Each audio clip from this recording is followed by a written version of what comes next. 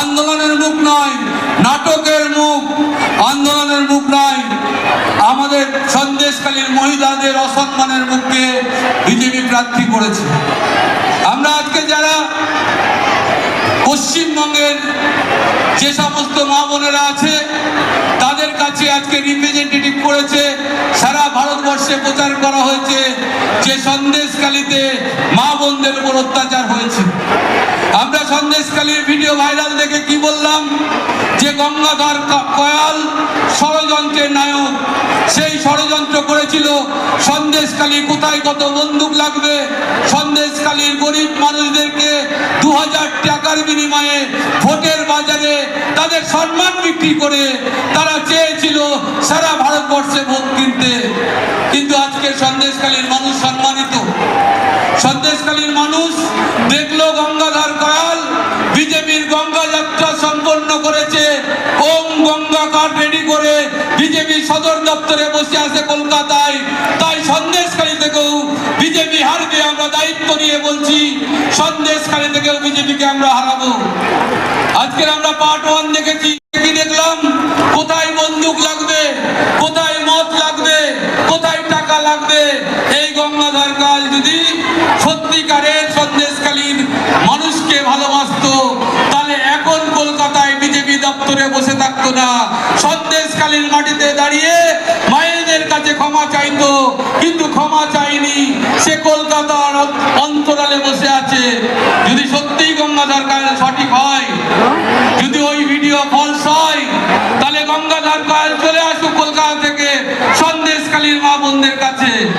ইতিমধ্যে গঙ্গাধর কয়ালের পরিকল্পনা অনুযায়ী আমরা দেখেছি যে কোথাও কোথাও স্কুলের তালা ভেঙে বিজেপি নেতৃত্বরা তারা মিটিং করছে, কোথায় কত বন্দুক সরবরাহ হবে তারও তথ্য প্রমাণ সারা পশ্চিমবঙ্গের মানুষ দেখেছে।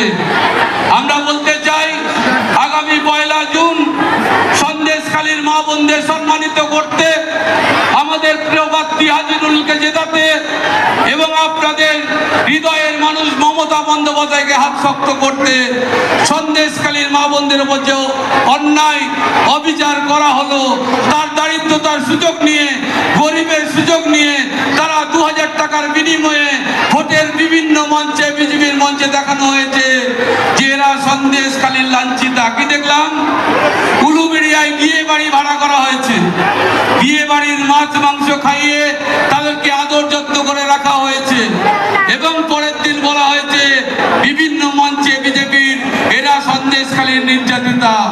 এরা কোথা থেকে গিয়েছে? এরা হাটকাছি থেকে গিয়েছে, এরা নেজার থেকে গেছে, এরা সন্দেশখালী থেকে গেছে, এরা জেলিয়াখালী থেকে গেছে। কিন্তু আসলে এরা নির্যাতিতা কেউ ছিল না।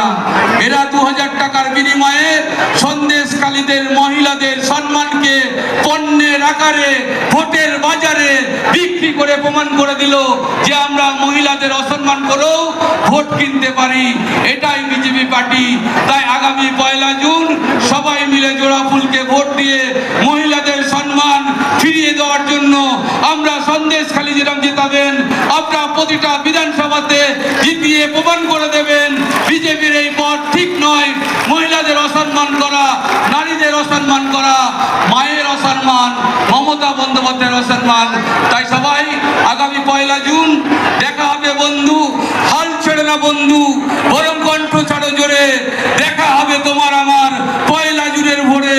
সেদিন জোড়া ফুল ফুটবে এবং মমতা বন্দ্যোপাধ্যায় প্রমাণ করে দেবে বাংলার নারীদের অসম্মান করা যায় না।